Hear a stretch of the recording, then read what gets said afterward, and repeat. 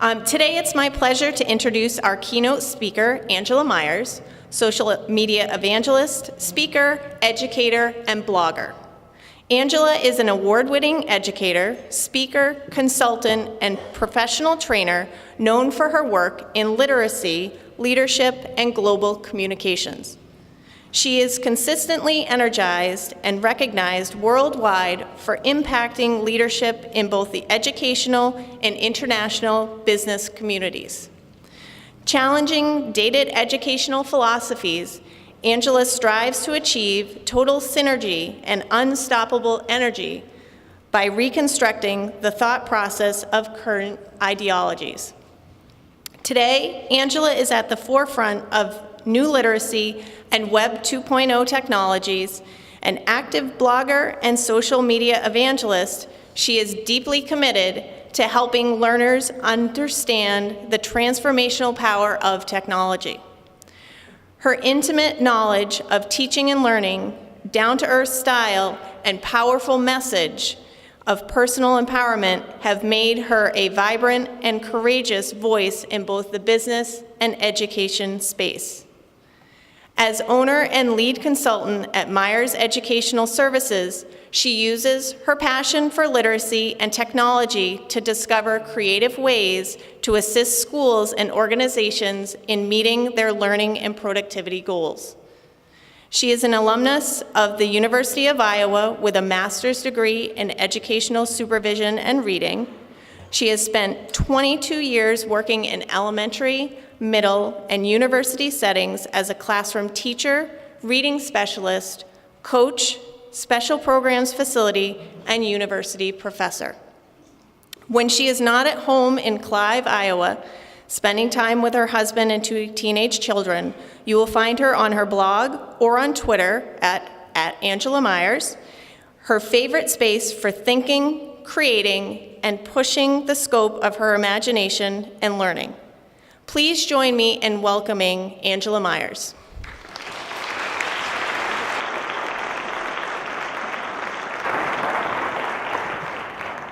Wow, that was long. Welcome, everybody. I'm so honored to be here. Is this a little bit too loud? We'll adjust that just a little bit.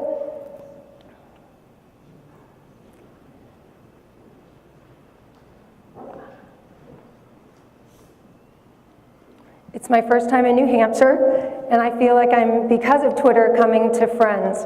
I am looking out in the audience to friends that I know, friends that I haven't met, and friends that we will stay connected. That's the best part of living and learning and teaching in this age, is that we don't have to say goodbye. So this is just the beginning of our conversation.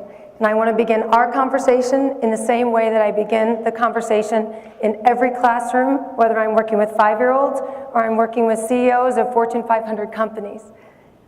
As soon as we get the slide up, I'll share the introduction. It was working earlier. Okay, perfect. Don't you just love technology? You can just always guarantee if you can just push the first slide, just push play. Perfect, excellent. So good morning, genius learners, and you say back, good morning, Mrs. Maiers. Let's try it again, good morning, genius learners. Now we are starting the day. I don't share this sentiment. I don't place this in the front and center of our conversation as a place to make you feel inspired or excited. This is not a compliment. This is a call to action. This is the expectation for today and for every day. You are literally sitting in the presence of genius, and your contribution, individually and collectively, is what is demanded. I expect you to give everything, not simply your cognitive energy, but your emotional energy. We are in a crisis, not because we lack talent, but because we have genius lying dormant. We have bought into that story that genius is some anomaly of society or some lucky individuals, the 1% or 0.5% that got a special tweak in their DNA, when genius is defined in the 21st century in this way. An individual who uses their unique experience, their talent, their gifts, to solve a problem in a way that hasn't yet been addressed. A genius is an individual who uses their cognitive, emotional, energy, and experience to make an impact in a way that moves people. The genius is an individual who uses their intellectual, emotional, and experience to share a gift, an impactful, indispensable, unbelievable gift to the world. Not only do I believe that you have genius, I believe that you've already demonstrated it in some way at some point in your life. This is our action plan, not our inspiration plan. You are in the presence of genius, so turn and share good morning and let the person next to you know that this is your expectation from them today and every day. Give it a try. Hear those words.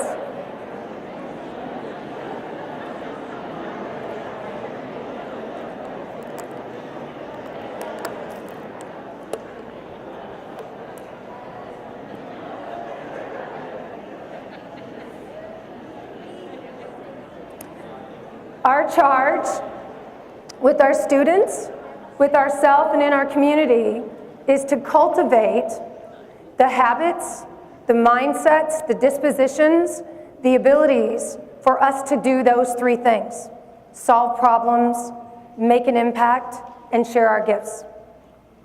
It's important that we put that in context. We've been doing that since the beginning of time. In context, let's think a little bit about what those problems might be, what those kinds of impacts need to handle. Turn and talk for a minute. In 2025 or 2035 or tomorrow, what do you anticipate being the most pressing problems that will demand this level of genius? Talk about that for a minute, and I don't have mics in the back, so you need to use your teacher voice and just shout it out. What will be the most pressing problems? Based on what you know and what you hear and what you see.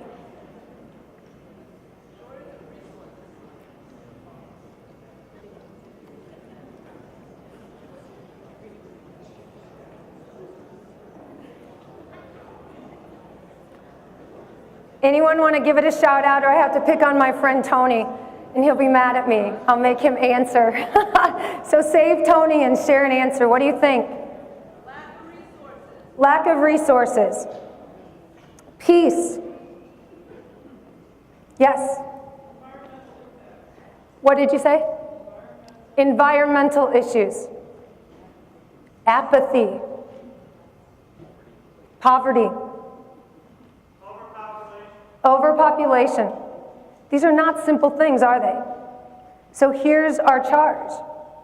In order to handle individually and collectively any one of those or the combination of those, what will the skills, the competencies, the mindset, the heart set need to be to approach problems at this scale and at this level? Give me two. Turn and talk about it. Give me two.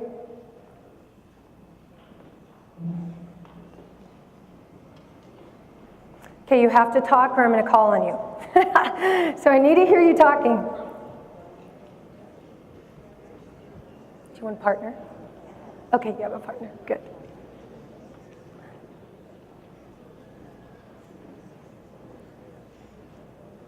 Okay? In no order of priority, or you can say, this is priority. This is absolutely the competency. Your choice. What do you say? What? Creativity.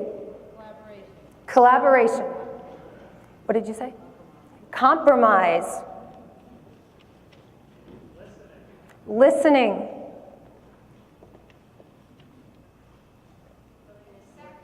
Willingness to work together, which is different than collaboration. You can stick people together, but they have to have an open mind and a willingness to work together. Very nice. Anything else? It's interesting you haven't brought up academic things. Like the first one on your mind wasn't critical thinking, although we know that that's a part of it. that it's bigger than academic, right?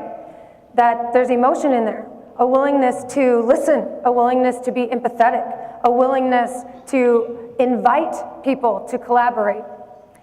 This is what the standard conversation around that skill set is. In our world, we tag these things as 21st century skills, although we know they've been around for a while. In other worlds, they're called genius traits. In other places, they're called a million different things, survival skills.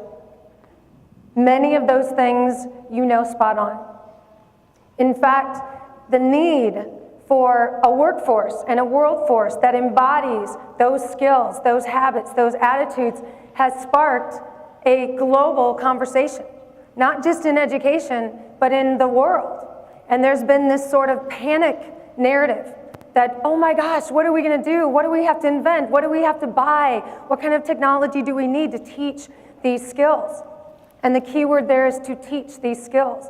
And it's sort of thrown for the last almost decade our community into a tailspin. We need to write curriculum. We need to add new standards. We need to, put this together and box this up and put it in a 3-ring binder because there's a crisis. I beg to differ. If we look at the data of performance aligned with that skill set, if we take a peek in our preschool classrooms, in our kindergarten classrooms, I challenge you to bring forth to me, because I've been looking for one, a 5-year-old, a 4-year-old, or a 3-year-old who doesn't have the majority of that skill set that we put up there that we said the world is in need of. Do you have in your building at this moment a 4-year-old who is not curious? Do you have a 5-year-old who is not passionate and innovative? Do you have an 8th grader or a 12th grader? Absolutely. But it's so far hidden that every moment, literally, that they sit in our classrooms, they are losing their capability to be employable, let alone to contribute something to the world that can make an impact. Because they have been taught in a literal sense and a non-literal sense that they're not enough, that this skill set, this creativity, this innovation, this ability to be different, to stand up and to stand out, doesn't fit into a 3-ring binder. And it certainly can't be bubbled into a bubble sheet. And so they hold back. They don't put their art there because their art is going to be critiqued. And they start embracing conformity, and they start embracing doing whatever it takes. And very quickly, and this is what is surprising to me, the gap, the performance gap widens drastically after grade 2 and 3. It isn't 8th graders anymore that start becoming apathetic. We're seeing 2nd graders not run to school, not show up every day and want to contribute the best of who they are because they're waiting for someone else to say, I think this is who you are, and I think this is the best you need to be. And the reason I feel comfortable sharing with you tragic statistics is because this is absolutely attainable to flip it. We just have to ask a different question. How do we keep these skills? How do we take the genius in our presence and preserve it and nurture it and elevate it and celebrate it? That's what we get to do every day. And that doesn't require $1 million curriculum, and it doesn't require thousands of iPads, and it doesn't require anything new in addition to what's already on your plate. It requires a shift in your habitudes, in your mindset, in the way you listen, and the way that we listen collectively, and start noticing exactly what we need to notice. Not who they will be 5 years from now, 10 years from now, but the genius of who they are now. And name that, and help them claim that, and teach them the discipline and the diligence to sustain it over complex tasks and experiences. Picasso was onto something, don't you think? I want you to turn and talk for a moment about what he's saying, about what I'm saying, about what you are saying and what you believe. You are in the presence of genius. Turn and talk about that. You guys have to talk. I was a former first grade teacher. I can pull out popsicle sticks. I can make you talk. Don't push me. I can do this. Do you agree?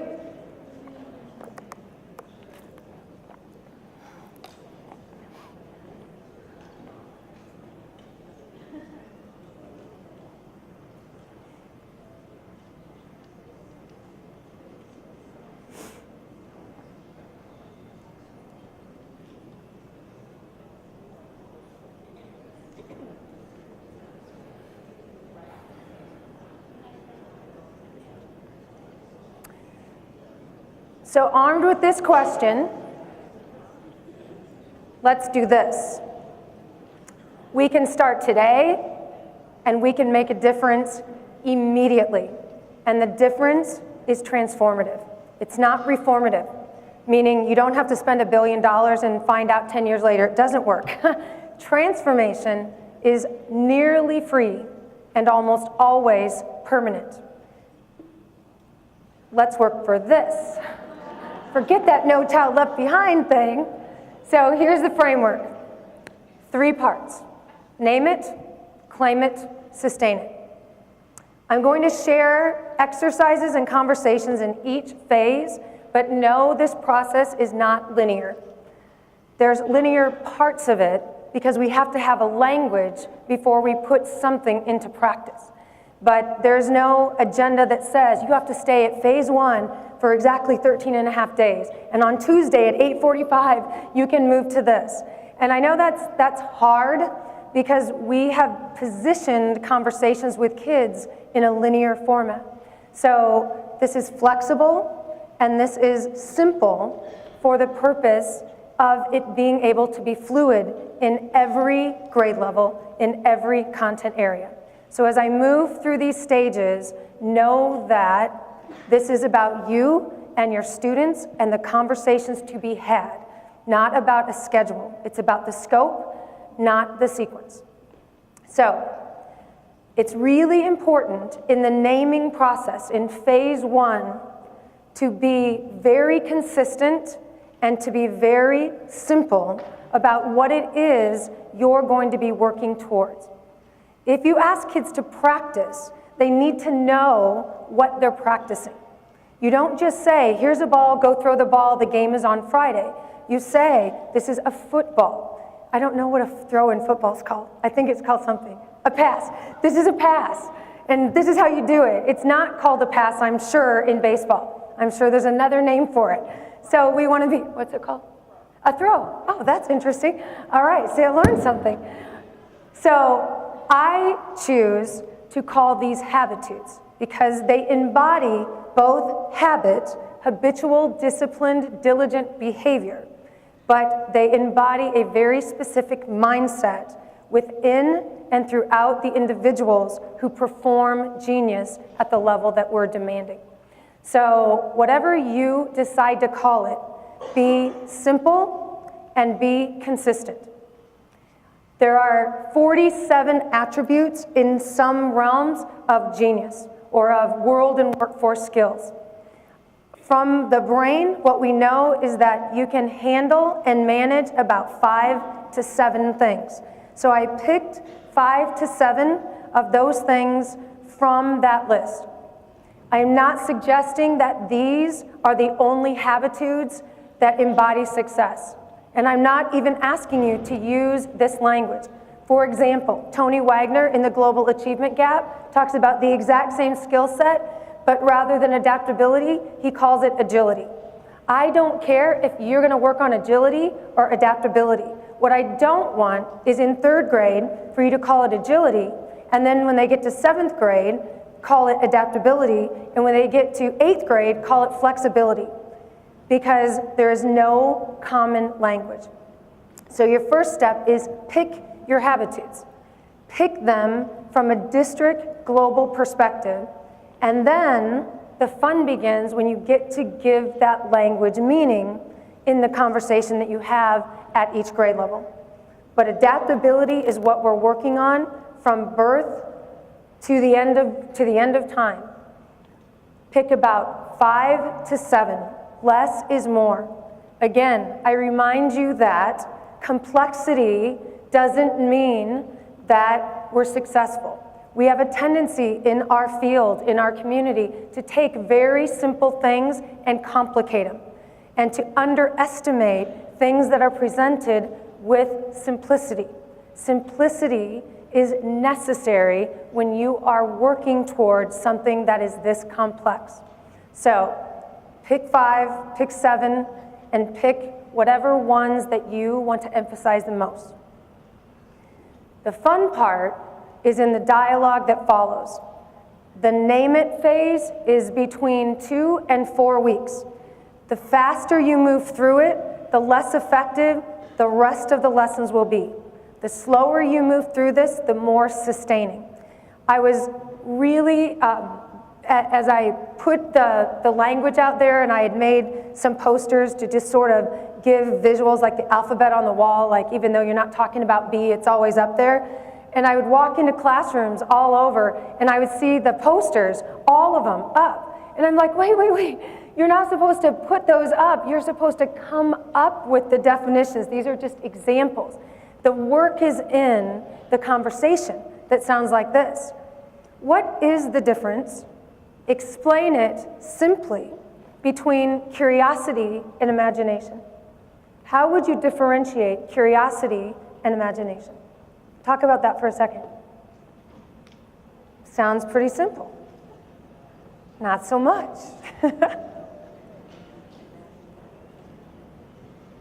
Imagination is. Curiosity is.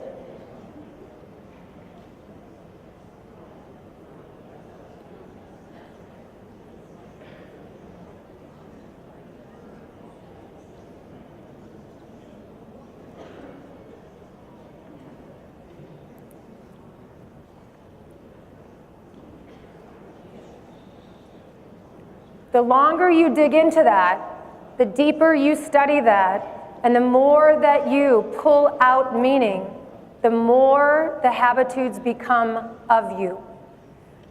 What is curiosity? Questioning is a part of it, but is asking questions, being curious? These are essential questions that fuel the study. And when together, and that's the key point, together you come up with a common understanding and a common language, and position that with an image that embarks that behavior, then you can put this on the wall. You can have this to start with. The entire slide deck is available on my site. You can have it, but don't be laminating this. I know you want to. Don't be laminating this, and don't be putting this up. You have to own this, so that when you are in the presence of one another, you can say, that's self-awareness. Oh, I see that you're demonstrating that. Or very simply, self-awareness is the ability to be simultaneously inside and outside of yourself. Explain that. Tell me more about that. Then you know when kids can do that, when the community can do that, you're ready to move to phase 2. Here's the power when you are equipped and armed with very deliberate, specific language. Those are student definitions. They not only own this, any moment they see an individual in their presence who exhibits what they know deeply, they are able to point that out, and they are able to emulate that or help that person emulate it. That's what I'm looking for. And that's a lot prettier than that PowerPoint slide with a cardstock photo. Here's the real power. This is a young lady that I happened to meet outside of school who demonstrated the habitudes. And you can see from her face, she was very happy. She was very excited about her project. I actually met this young lady through her writing. This is a bike path behind my house, and I was running 2 summers ago. And she had taken hundreds of petitions to save these small animals. And she positioned them about every 100 foot with little like coffee can, and there's money and quarters, and I thought, oh my gosh, what kind of writer is passionate enough, is strong enough, is tenacious enough to stop literally hundreds of people in their leisure time in the middle to not only read a petition, to sign it, and to go back home and get change and rally me. I have got to read. I've got to meet this world changer. I've got to meet this writer. So I literally went knocking on doors like, do you own this writer? Do you own this writer? And not crazy, I'm a teacher. Do you own this writer? And finally, I got to her and found her. And she's like, do you want to come into my studio, into my lab? And I'm like, are you kidding me? So my writing partner happened to be with me, and we came in, and it was like walking into Einstein's Co. Her research was up here, piles and piles and piles of petitions. She'd raised almost $500 for this animal in need, and just when we were about to catch our breath, she looked at my partner, Amy, and I, and she said, are you ready? Do you want to see Plan B? I haven't shown it to anybody. And I'm like, oh my God, you have a Plan B. I'm not even over Plan A. And she goes in her little bedroom, and she comes out, and she's wearing this shirt. And she has 7 of them because her mom's tired and works and didn't want to do laundry, and she was very excited that this marker didn't wash off. And she said, you know, that only the people that live in our neighborhood are going to know about these animals and about this problem in the world. And that is not enough. So I had my mom make these, help me make these. And so wherever I go, if I go to the mall, if I go to the store, if I go to the movie theater, if I go anywhere, I wear this, and then people will know. And then this is how smart she is. This is how genius she is. She goes, and I know I walk really fast, and she did. So they're not going to be able to read that, so I just drew pictures. And then I didn't get a picture of this, but on the back it says, ask me more. And who does that? Is willing to be a living, walking, talking billboard for your mission. And if that wasn't enough, I had to tell her, Haley, you have more perseverance than I have ever seen in anyone, ever. And she's like, Mom, do I have perseverance? She had no idea what I was talking about. And I actually only live like 3/4 of a mile from her. I said, just wait. So you'll see this in a minute, but on my Dream Team wall, one of my Dream Team members is Edison. And Edison is known for the habitude of perseverance. That is what defined his genius. His most famous quote is, my success was 99% perspiration and 1% inspiration. And so I brought her this book called Innovate Like Edison. I said, you have the genius of Edison. I want you to know what he did for the world. That is what you have, and this is her face. So I want you to look at what naming does. This is a happy child. This is a child with the habitudes who doesn't know it. This is a child who now absolutely can name what it is she needs and will do to make contributions to the world that will make an impact, that will change the world.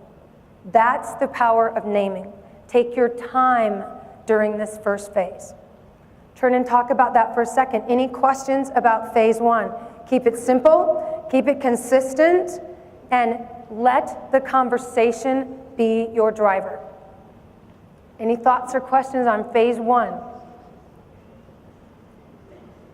Don't be shy. You can tweet them. Tony will tell me.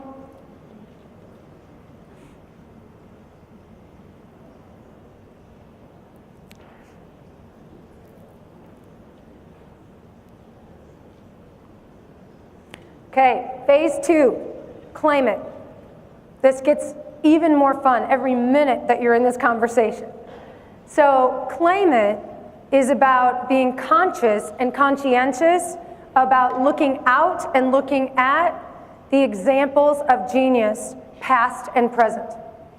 That I want students to study not the products of the contributions, the people, and more importantly, the process used by the individuals to make contributions that changed the world and solved problems in a way that no one else could. So it isn't about Einstein's theory of relativity. It's about Einstein's process of getting himself in what he called a genius-like, childlike state. And what is incredible about the internet is we have at our fingertips access to the journals, to the diaries, to the study plans, to the sketches of nearly every genius mind in the world past, and we have TED.com for the genius minds for the present and the future.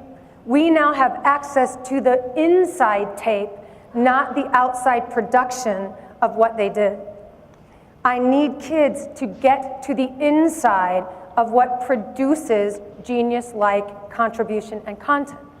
So this is my first assessment. It's important to see who students admire. It's important to see who they hold up as exemplars of who they wish to be and who they will be choosing to be. And I think that's really tricky in this age because there's a lot of people held up that are there for fame and for, I don't really know what, Kim Kardashian?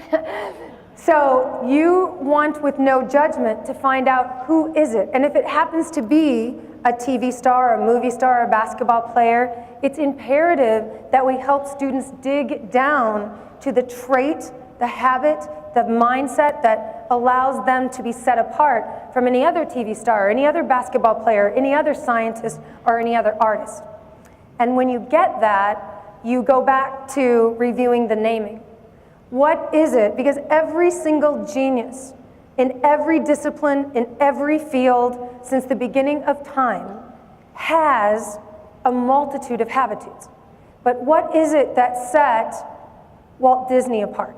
What was his claim to fame? The habitude of what? Imagination. Are you saying that Edison didn't have imagination? Are you saying that Bill Gates did not have, Steve Jobs did not have imagination? Of course not. But Edison elevated because, or Walt Disney elevated because of his imagination. Einstein elevated in his own words, I am not a genius, I am only passionately curious. I am able to question problems longer than anyone else. The exact words define how they viewed their habitude. It's really important that kids claim this on two levels. On a global level, so that they can understand the kind of genius needed, the diversity of genius needed when they encounter a problem. And then they create their own personal dream team. So this was new to me because I'm not a sports fan, shocking, but a dream team defines that every single member is a genius. And I don't know all these players, but I do know Michael Jordan. He is a great basketball player, and so is that guy Ewing next to him. But he contributes something different. What I learned in the study of a decade of genius minds, digging into their process and their procedure, is that every single genius mind talked about standing on the shoulders of giants. Aristotle talked about Socrates. Einstein talked about Edison. So they never were alone. They had a dream team. Napoleon talked about in Think and Grow Rich that his dream team was so real that the individuals that he brought into his space, that he spoke with them on such a regular basis that they became alive as his camaraderie, as his commandants, as his guides. This is my dream team wall. Every individual is chosen for a different habitude. Einstein is how I drive asking better questions. And Edison is the process I use to persevere through difficulty. And Seth Godin is everything, is a mentor in so many ways. But it's really important that you help students surround themselves with the right influencers. That in the same way we put in our bodies, we have to put in our minds. My goal is not to say, I believe that you are Edison, or I believe that you are the next Michelangelo, or I believe that you are Marie Curie. But if you act and behave in the way that they did, then you will be a better Angela, or a better Jan, or a better Alice. That's what we're going for. The second phase of Claim It is your own brand. In this age of competition, in this age of challenge, it is not good enough to be good. You better be awesome, and you have to be awesome in the right way. I'm going to speak about this in depth when we talk in my session this afternoon about how the web is changing what is an influencer. You have to be able to pitch how you are going to be a member of a dream team. Because the problems that you talked about earlier will not and cannot be solved by themselves, by a department, by an individual. They require collective genius from every single discipline, and they require a dream team at the table. You need to tell whoever it is that you are going to be serving or working for that you are the person for that job because this is your habitude. You have to own your genius. It is a responsibility. It is not an entitlement, and it is not an option. You have to own what it is that you have that will help someone else. This is how students do that, and they do it really quickly. I am adaptable. This is how I know it. Here's examples in my life. Here's what people say about me that makes me know that if you need somebody adaptable, I am your woman. I am your man. I have imagination. Much like Disney, I know that when people call on me or when I'm, sent to do this, this is what you can count on from me. This is not ego. This is not arrogance. This is the necessity of what it takes to work together, to be collaborative, and to solve problems in a collective way, something we hadn't had the power to do in years past. Own your genius. Thoughts or questions on the two phases of claiming it. Claiming it publicly, so we have a body of ideas, a body of study, a body of disciplines that is wide and varied and diverse to drive our actions and behaviors as a class and as a community. And individually, we have to claim our own uniqueness, our own genius. I say to students, and I'll say to you, you have something that no one else on earth has, that someone else on earth needs. It is your mission, your responsibility to find that match, to put yourself in a place where you are of service to someone else that at that moment, at that time, needs what only you can provide. Turn and talk about that for just a second, and then I'll show you what it looks like to sustain and nurture this kind of conversation. It's easier than you think.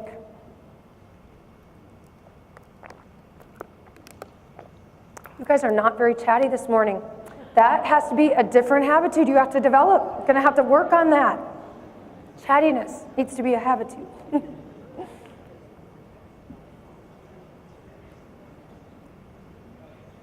Any questions about claiming it right now?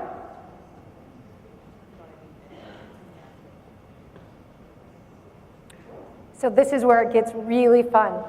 Now we know what we're doing, now we know why we're doing, now we know who we're becoming and doing it. Now it's time to do the work. I kind of, adapted Aristotle. I don't think he'd mind. But we are what we repeatedly do. And the brain is amazing. If we act as if we are genius, even if we don't believe it, we start living up to what it is that others expect from us. That's the power in claiming this publicly, is that you live up to what others expect you to be. And the more you do that repeatedly, the more you live into and up to your genius potential. So what I've crafted in the Habitudes is lessons that can be shared with very little materials because they're conversation driven in about 15 to 20 minutes, once or twice a week, and a unit of study typically lasts 4 to 6 weeks. It can be infused and should be infused in any part of your day, at every grade level, and any curricular area. I'm going to show you what the totality of that sort of 4 to 6 weeks looks like, and then you can look online. There's tons of free lessons, there's videos, there's all kinds of stuff that helps you look at what does this look like in 8th grade, and what does this look like in AP Chemistry, and what does it look like with 5-year-olds. The conversations are the same. The examples you use will be varied depending on your grade level or content area. So, same sequence. We start with naming it. So I'm going to ask you when I write the word to not say anything at first. And I want you to think about it and I'm going to count for 20 seconds. I'm going to just show you where the videos are because I want to make sure we get through the lessons. So this is the unit of courage. And so after we spent some time looking at and naming and labeling what courage is and what it isn't, and the students were very comfortable with what a habitude was, what their next 4 to 6 weeks we're going to look at. And the first aspect of courage is, what does courage look like as a learner? What is fearless learning? And how do we know we're being fearless and bold as a learner? This lesson was with 5-year-olds. So what you hear me talking about is the moment you hear or see the word fear, what is it that you think about as a learner? And what's amazing is that you end up being different after the lessons. You go in thinking, this is what I'm going to teach kids, and you leave every lesson and every conversation thinking, wow, I got to be in the presence of genius today. And that's what happened in this series of lessons, because my intention was to demonstrate that graph that I showed you earlier, that 5-year-olds are fearless, that they are confident, that they are passionate, and that they are unstoppable. And by age 2nd grade or 3rd grade, they start being a little more timid. They start holding in their genius. And I was really thrown for a loop, because this is what 5-year-olds said and showed about fear and failure. They said their deepest fear is to fail.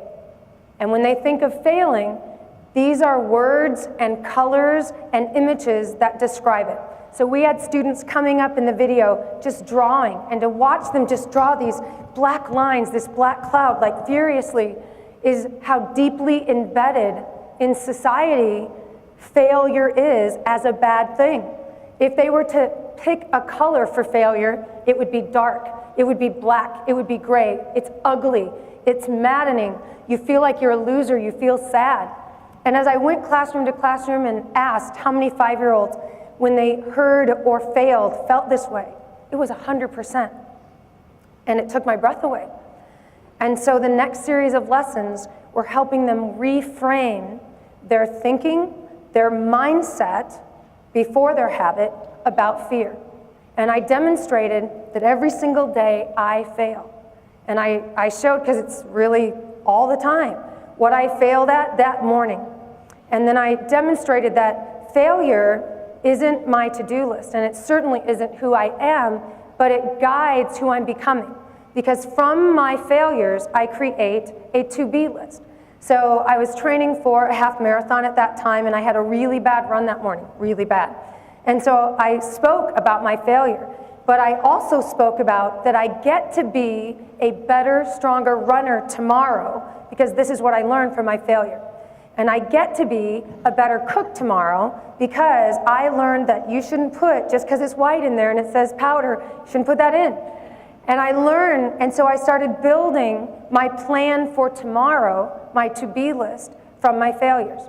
And so they worked on that for about a week, of switching what they failed at and turning it into a goal to become better, stronger, smarter, and more confident as a learner the next time they practice. This is the follow-up.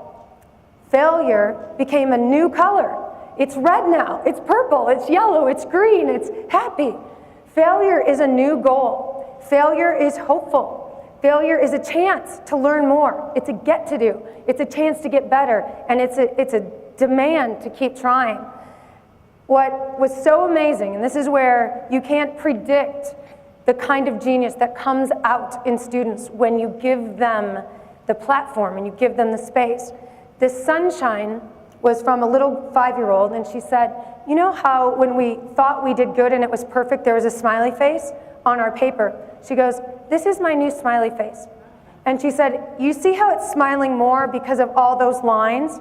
She said, that is how I test if I'm being a fearless learner, because every line is a failure. Every attempt that I made and failed is another line. So if I didn't push myself, if I didn't try, then my smiley face is not going to light up because it's only going to have 1 or 2 rays. And I'm just like, thank God you got that on video, because you just have your breath taken away. And so this has now become the class rubric for fearless learning. The bigger the smiley face, the more rays, the more powerful the learning, the more powerful the innovation, the more powerful the progress, the more happy the learner. That was about a week of conversation. 15 minutes, once or twice a week, can completely transform how they see, how they think, and how they perform. It's amazing. This was a unit of study on self-awareness. Same process. What is self-awareness? Why does it matter? What is it, and what does it mean to be self-aware? And this was a 6th grade class or 5th grade class, and we were transitioning because you have to be a different kind of aware when you're online versus offline. So we're making the transition is how do we develop, how do we show ourselves who we are when we're in the presence of people and when we are not in the presence of people. And so we looked at what that means and how that feels, and my demonstration was actually my demonstration online. So we took a piece of paper, I don't have a piece of paper because it's important to show, and the first week of exercises was this, that the simultaneous thing is the hardest part.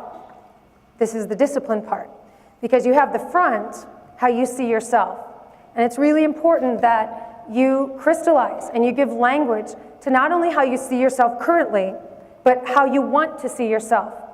And in 2 or 3 or 4 words, define that. And then we did the brave thing. We handed this off to someone in our community, to someone in the classroom. And we didn't know who it was because we wanted complete transparency. That person looked at who we are, and they wrote their 5 words. And the brave part of this is when you open it up and you find out how they compare. And so I used a very personal example. Who I want to be, who I see myself, and my mother, who is my greatest love and my worst critic. And I shared some of the very specific personal things that my mother says that she sees in me. And I can choose, because I disagree, but I will tell you what has motivated me to become something better is from the things that she saw in me that I don't want other people to see. And that's where growth happens. So this is what we did. The precept of the lesson isn't what was written, it was their reflection. I like this activity because she said I was sort of loud, but it's because I can't hear myself, because I have hearing problems and it kind of hurts me. Oh, can you come again? You have pretty shoes. Thank you so much. Peyton, here's the power in what I learned from Peyton. Most of her classmates saw her as loud, as bossy, as obnoxious, because what we learned and what Peyton shared for the first time is that she's hearing impaired. She doesn't want people to know that because she wants to fit in. She doesn't want to have a device so that she can hear better because she wants to fit in with every other 5th and 6th grader. And what she learned is that her desperate plea to fit in is actually the actual trait that's making her an outcast. And so she was really hurt. But now she switched her paper and she's leading with her ability to be adaptable, to persevere over a physical issue so that she is doing that so she wants to fit in. It changed everything for her. And it changed everything for the class to know that this is why Peyton is loud. This is why she's bossy, because she so desperately didn't want you to know. But when they see it as that she wants to try, she thinks so much of you, she wants to be with you and like you, it changed everything. This was another one. I see some stuff that I was good at, but I was really surprised when he said I was smart, and I think now that I'm going to become smarter and be smart like him. And that's the other side of this, is what you see on the other side, the perception of who people see you as, could be different and bigger than how you saw yourself. And you have a choice to live up to that or to live that. And so this young man, Chris, said, you know what? He thinks I'm smart. I am going to live up to that and set new, higher goals for himself. This was by far the hardest of the conversations. On the front of the card, this young man wrote horrendous things about himself. I am boring, I am retarded, I am fat, I am stupid. And he was so terrified to open his card. He could not physically do it. So I brought him in the hall, and I sat down and I said, do you trust me? Would you like me to open it? Do you want to do this together? Nope. So then later he found me in the day, and I came back and we sat in the library, and I opened the card, and he's literally sitting there shaking because he believes that when he opens this, that in it, exactly those words will come. And he was shocked when he opened it and said, he is an athlete, he is smart, he is funny, he is this. And this young man, the jock of the classroom, broke down like a baby in my arms. The most beautiful part is that when he got back, he changed his card. He whited out everything that he believed that he was and was perceived to be. And this is who he is choosing to become. I'm sharing these because there are 100 lessons like this. Every conversation sets up your ability to learn and to love at this level. This is not an addendum to your curriculum. This is the foundation of your curriculum. I don't care if you have this conversation in math. Can you imagine what this would be like in mathematics class? A confident learner can be torn to shreds by a simple failure in mathematics. What would this be like in art class? How would that be different? When we look at assessments, shouldn't we come together as a discipline or department with these cards in mind? This is life-changing, world-changing conversation. 15 minutes, 1 time a week, 2 times a week.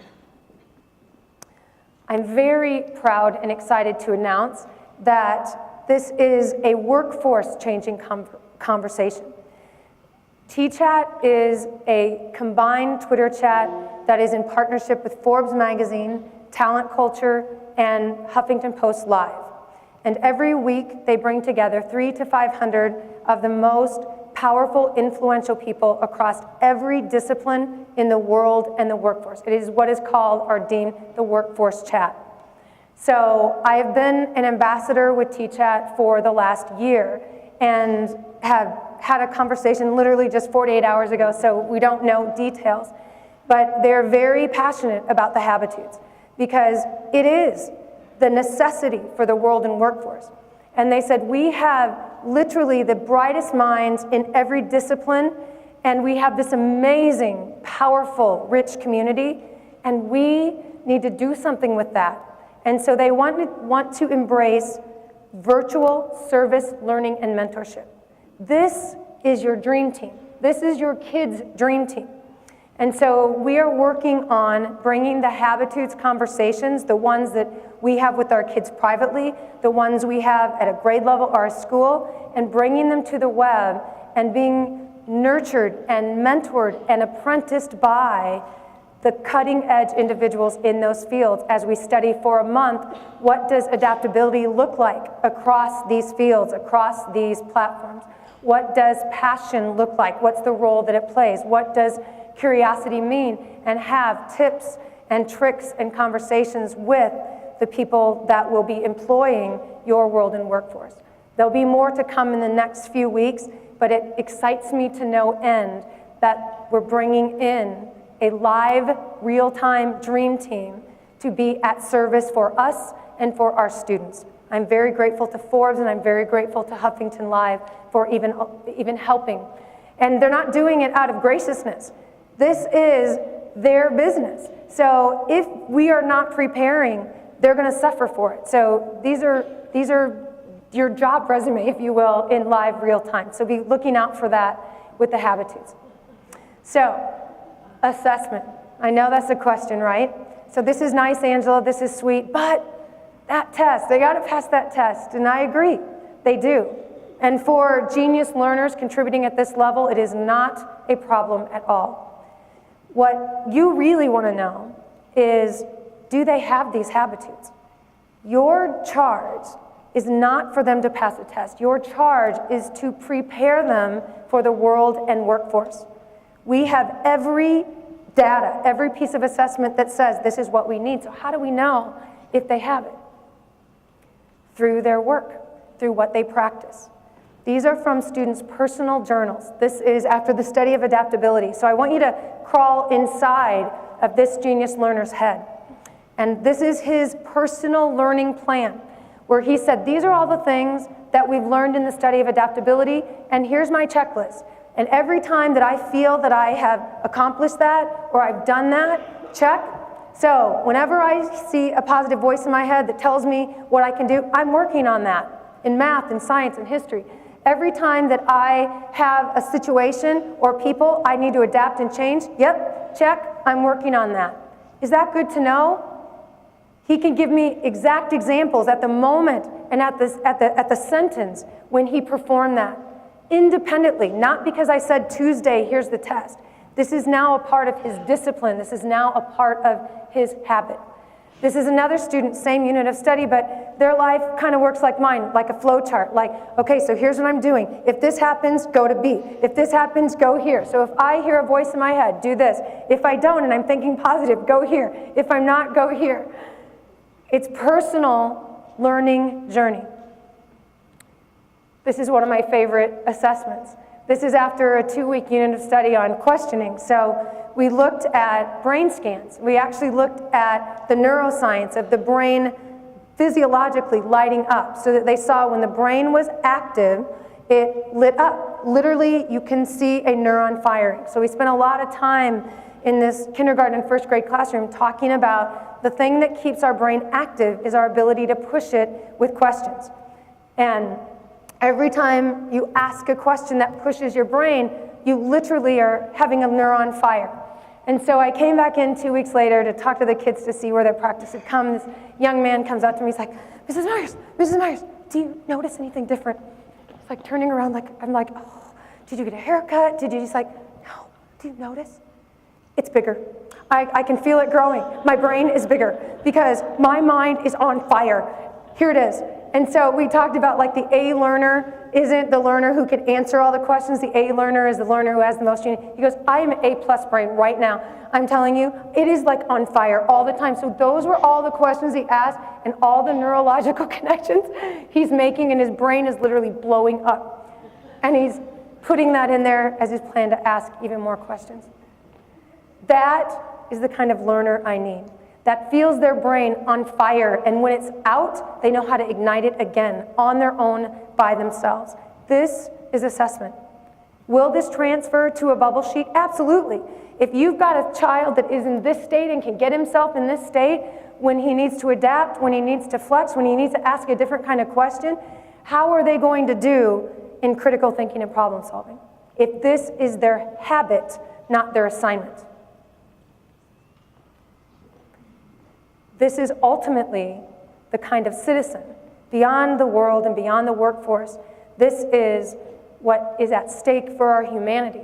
If we have individuals that grow up with the practice of withholding their genius, that grow up learning how not to dream big dreams, how not to be bold because someone else might not agree, that is not what the world needs. The world needs Ella, who believes and will persevere with these habitudes to cure cancer. Will she? I have no idea. But she's got a lot better shot if she practices and she's recognized for her habitudes. Or Brooke, because apparently the world not only needs artists, but they need cute artists. So you know that Brooke will keep herself up. That Ben, that if he struggles in math or he struggles in science, his passion and mission to recycle, like Haley's passion and mission for endangered animals, will get her through math and get her through algebra because she won't be able to do the work that the world needs if she doesn't have this skill set. It reframes everything. And if this is the habit and this is the mindset at 5, do you not want to meet these geniuses at 15? Would you hire them at 25? Would you work with them? Absolutely. There is a genius in your midst, right here and right there. And so I invite you to let that out, to ask them to speak publicly and to own that genius individually and as a community. And to help you move through that conversation, there are over 6,000 teachers, Stephen being one of them, 6,000 teachers across the globe right now that are committing to giving genius time, which is exactly the model of innovation that Google uses, that FedEx uses, that IDEO uses. They give genius time, and they give genius an opportunity to show up. And so the caveat is really simple. In Google, it's called 20% time.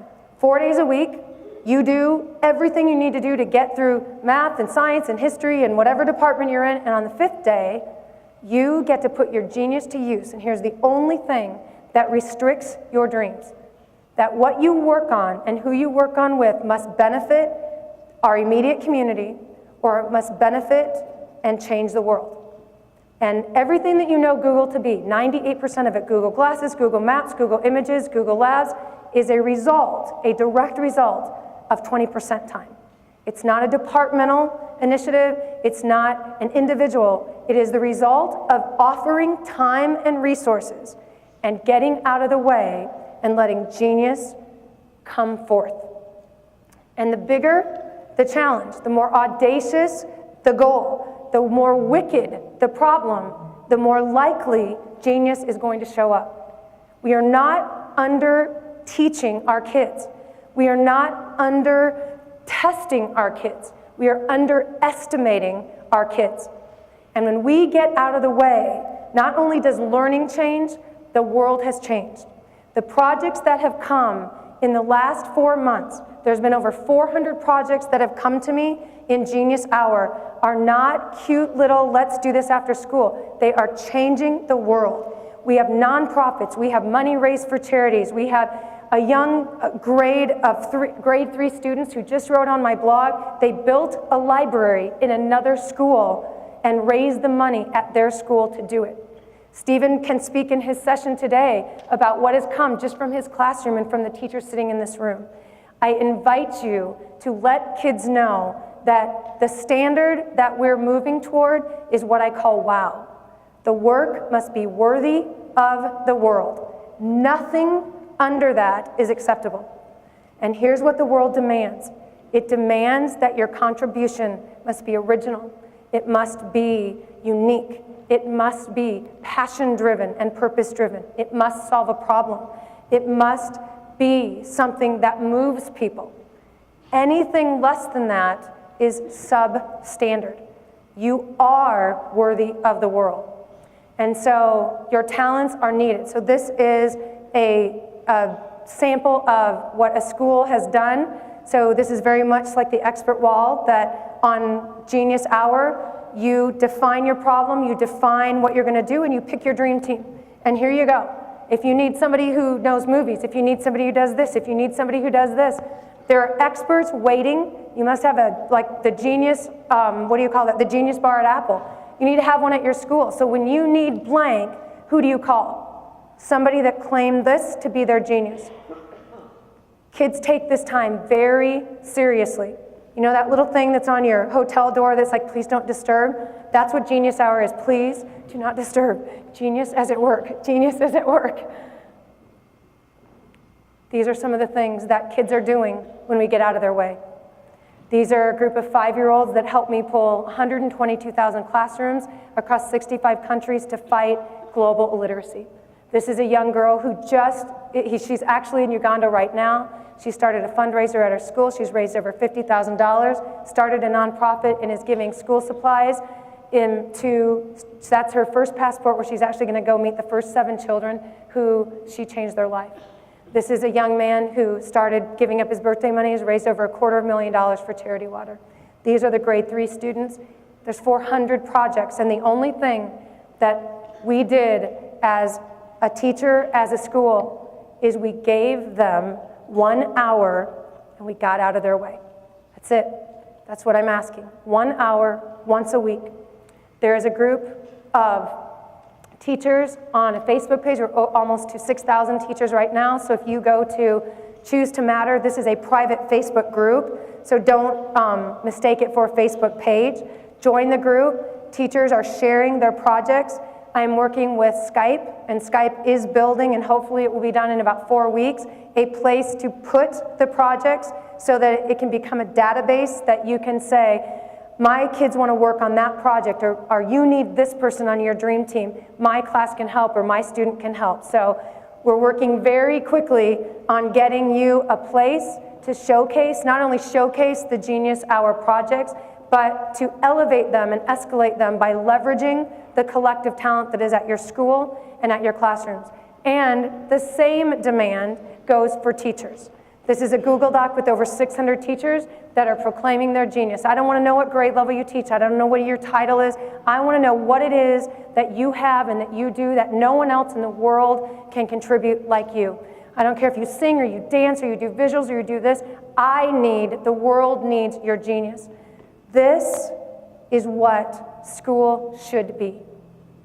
School should be the opportunity to learn everything that you need so that you can create a contribution so impactful, and that you can do it with people that are willing to do whatever it takes to make it happen.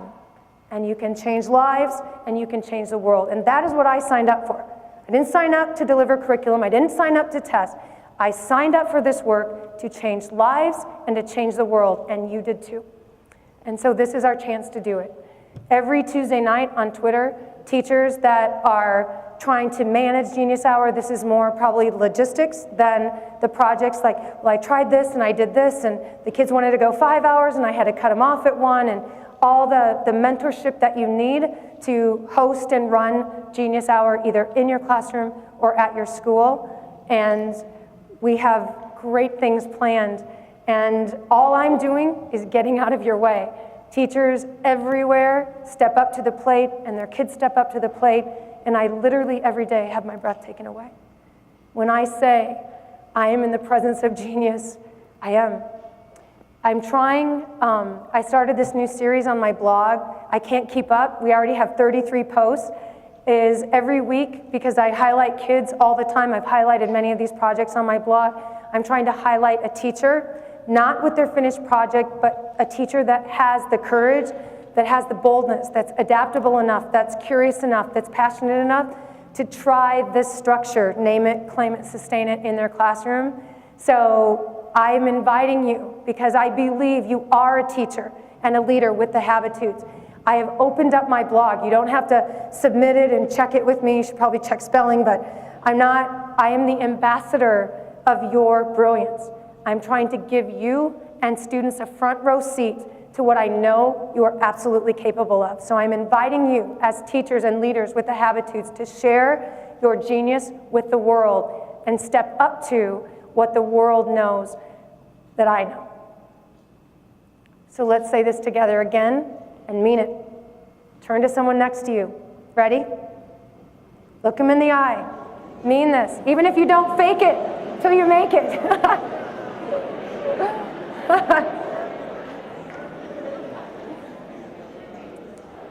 I would be really in danger if I didn't leave with some thoughts from our greatest stakeholders. So I will leave you with the words of future world changers.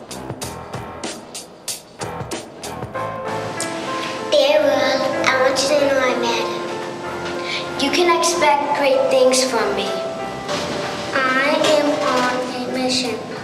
I wonder. I dream. This is only 1 minute. Am I way over? I am smart. I am kind. I am special. I am important. I am somebody. I am loved. I am cared for. I am ready for tomorrow. I am creating the future. I am the future. You matter to my mission. Are you ready to help me change the world? How are you going to turn that down? Tomorrow starts today. Expect great things. You matter to me. I expect great things today. Have a wonderful day, and I hope to see you later. Thank you so much. Thank you, thank you.